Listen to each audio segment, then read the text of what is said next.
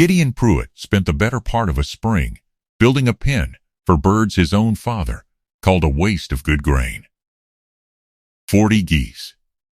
Gray and white and enormous, loud enough that a neighbor half a mile down the Caledonia County road used to complain, half joking and half not, that he could hear them over his own tractor from the far side of his hayfield.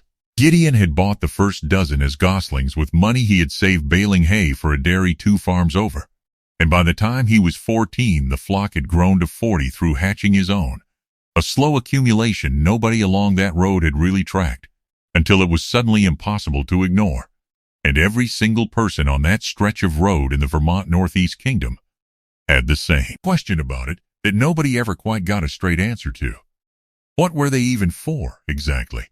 He was not selling the eggs, which were large and rich, but which he mostly gave away, because there was no real local market for them the way there was for chicken eggs, most people along that road never having eaten a goose egg in their lives, and not particularly curious to start.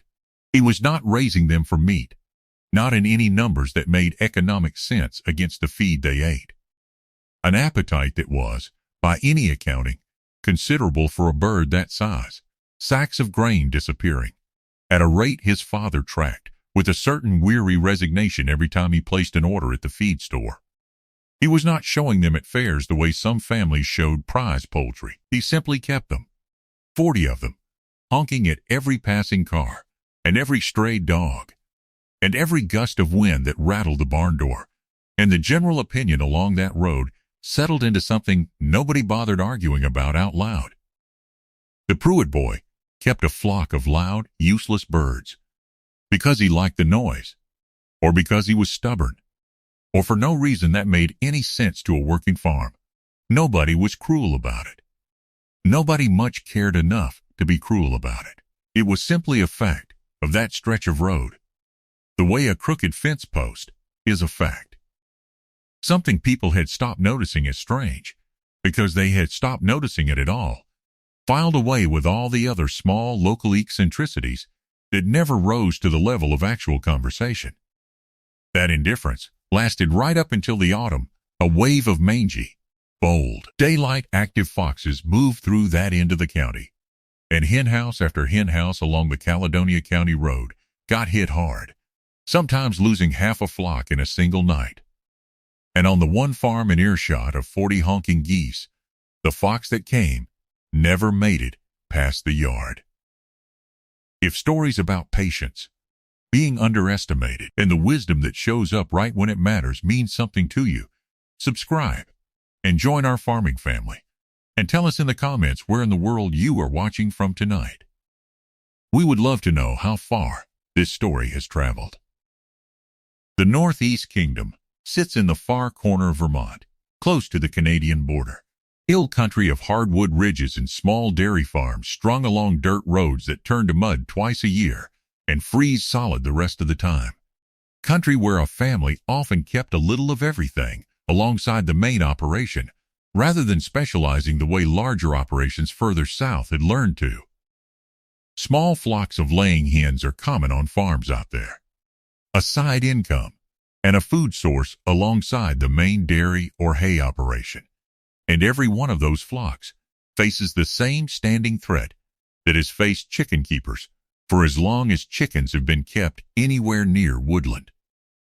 Foxes are patient, opportunistic hunters, most active at dawn and dusk under normal conditions, and a red fox that has learned a particular henhouse as a weak spot will return to it again and again until something stops it, testing the same fence line or the same loose board night after night, with a patience that outlasts most people's patience for fixing the problem properly. In a bad year, when a local fox population is stressed by disease or a poor rodent season, pushing them to take more risks for an easier meal, that pressure on henhouses across a whole area can turn brutal fast.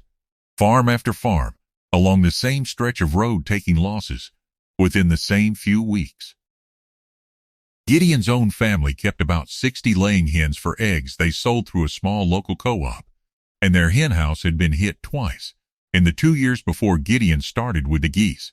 Losses that hurt the small margin that flock was supposed to provide in an operation that did not have much margin to spare in the first place. He had not started with geese. He had tried two things first, both of which failed in their own way, and both of which taught him something the geese eventually put to use.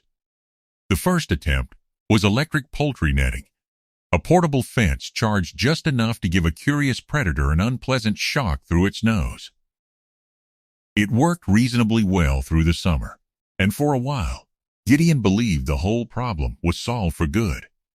It did not survive a Vermont winter. Heavy wet snow, piled against the lower strands, shorted the charge more nights than it held one, and by the second winter, a fox found the dead section and came through it 3 nights running before anyone noticed the fence had gone cold, taking 2 birds before the family finally caught the fault and fixed it. The second attempt was a dog, a young livestock guardian breed borrowed from a family 2 towns over who could not keep him themselves and were glad to find him a temporary home. He was too much animal for a 14-year-old to manage properly, chasing the hens as often as he guarded them, digging under the coop in a restless energy nobody had the time to properly train out of him.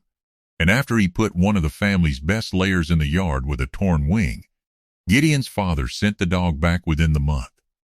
The whole experiment ending in an apology and a bag of unused dog food nobody knew what to do with. Gideon found the geese almost by accident at a poultry swap 2 counties away, standing next to a woman who kept a small flock of dairy goats and who mentioned in passing, almost as an afterthought while she was more interested in talking about her goats, that she had never once lost a bird to a fox in 11 years of keeping chickens on that same ground, and had never spent $1 on netting or a dog to manage it. She kept 6 geese loose with her chickens. That was the whole system, and she seemed genuinely surprised anyone would find it worth asking about at length. Here is what Gideon worked out, on his own, over the following year, with nobody teaching him directly, piecing it together from watching that woman's birds on 2 visits, and reading whatever he could find about the subject afterward. A goose is, in almost every practical sense, a better sentry than either a fence or a dog for this specific job. Its eyesight covers close to a full circle around its head without turning, and its hearing is sharp enough to register movement in brush well before a human would notice anything at all.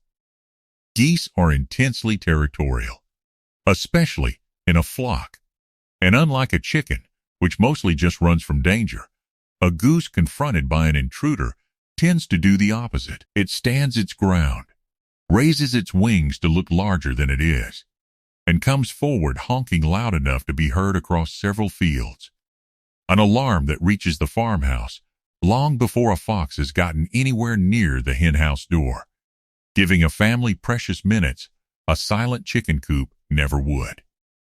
This is not a new discovery. Geese have been used to guard property for longer than almost any other domesticated animal has been used for anything, going back to a well-known account from ancient Rome, where a flock of sacred geese on the Capitoline Hill were credited with waking the garrison during a surprise night attack after the city's dogs failed to raise any alarm at all, a story still told more than 2,000 years later, precisely because it captured something true about the birds.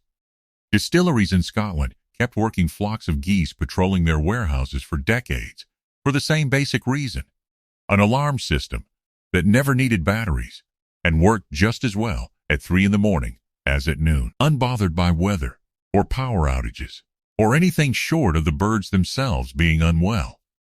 None of that is really about the geese fighting anything off directly, though a determined goose can do real damage with its wings and its bite to anything foolish enough to press the matter. It is about risk. A fox weighing the cost of a raid does not want a confrontation with an animal that size and that aggressive when an easier henhouse sits 2 farms down the road with nothing guarding it at all.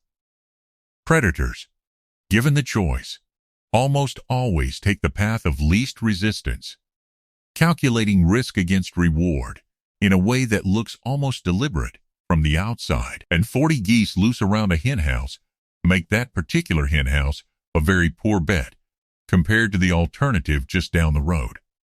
Gideon did not build a fortress. He built a flock.